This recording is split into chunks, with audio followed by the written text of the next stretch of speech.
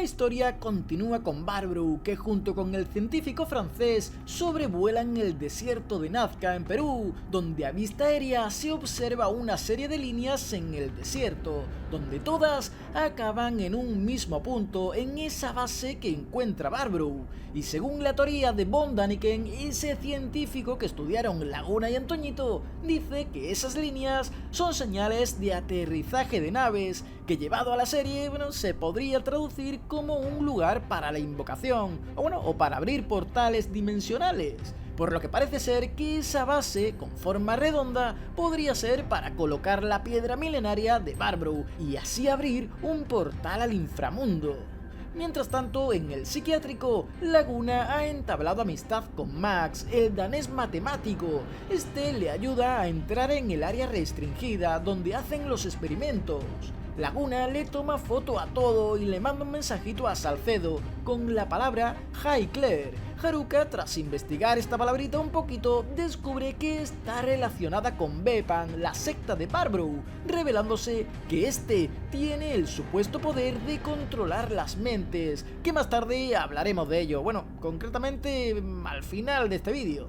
Para terminar con el psiquiátrico, Laguna recibe la visita de su mujer, Sole, pero no puede contarle nada de lo que pasó para protegerla, y además no le puede contar que no está loco. Y no porque finja que no puede hablar, que también, sino porque para colmo hay cámaras y le están vigilando, por lo que termina perdiendo los papeles y se lía a darse de hostias con todos los celadores del psiquiátrico. Cuando lo traen más calmadito, este aprovecha para escaparse y volver de nuevo a los laboratorios, y allí ve que cogieron a Sole, a su mujer, están experimentando con ella, e incluso vemos en esos experimentos cómo la chica del pueblo es capaz de hacer levitar un libro con telequinesis.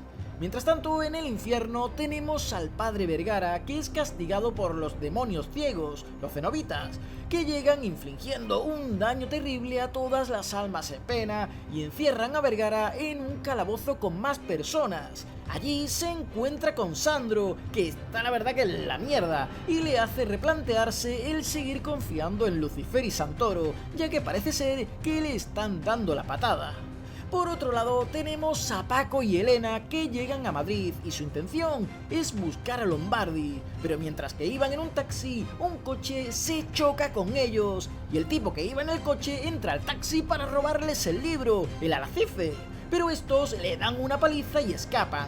La gente les persigue para conseguir el libro, pero se montan en un bus y huyen del lugar. Mientras tanto, Antoñito presiente que Paco y Elena necesitan ayuda y le pide ayuda a Salcedo, y esta, le llama a Paco para decirle que según Antoñito necesitan el símbolo arcano, que es usado para ahuyentar a entidades sobrenaturales. Y si lo consiguen, dejarán de perseguirles. Además, le envía una ubicación. Mientras Elena se estaba distrayendo un poquillo, le robaron el Alacife, pero la pareja va detrás del ladrón. Y aquí se revela que todas estas personas que parecían poseídas es cosa de Barbro, ya que desde su flota de yates, junto con Merche y su selecto club Beppan, está confeccionando figuritas como la que vimos en el capítulo donde robó el libro. Y este utiliza el muñequito para controlar supuestamente la mente de la gente. Aunque en realidad no es del todo así.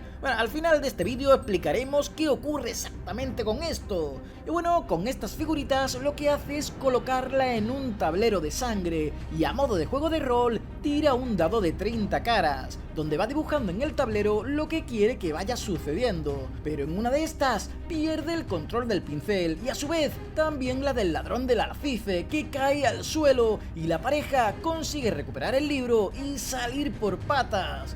Más tarde, estos llegan a la ubicación de Antoñito, es el templo de Devot. Cuando bajan por los pasadizos, encuentran en las paredes el símbolo arcano. Y una vez que se sienten seguros, descansan un ratillo, que falta les hace.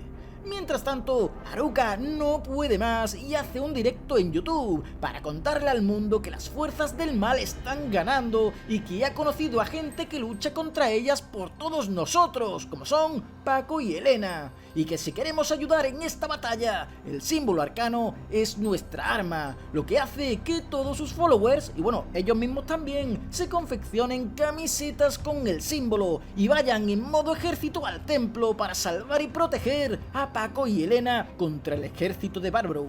Mientras tanto, este ve en el tablero cómo Elena y Paco se están escapando y decide usar una última tirada para frenarlos, pero le sale mal porque ante el símbolo arcano no tiene poder ninguno y este se enfurece. La pareja termina reuniéndose con Haruka y Antoñito, le agradece su ayuda, pero deciden no esconderse más e ir a buscar a Lombardi a Roma, pero ahora sí con sus camisetitas con el símbolo arcano.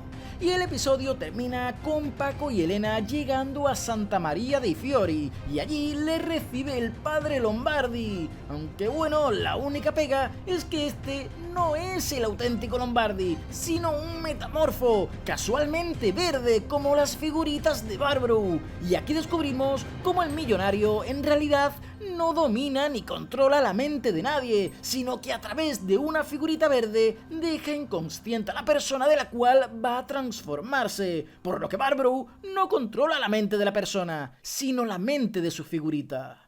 Y así termina este episodio. Déjame un comentario con tus impresiones que estaré deseando leerte. Seguiré subiendo contenido de 30 monedas, por lo que te sugiero que te suscribas a mi canal y nosotros nos veremos en el próximo vídeo, amigo. Hasta luego.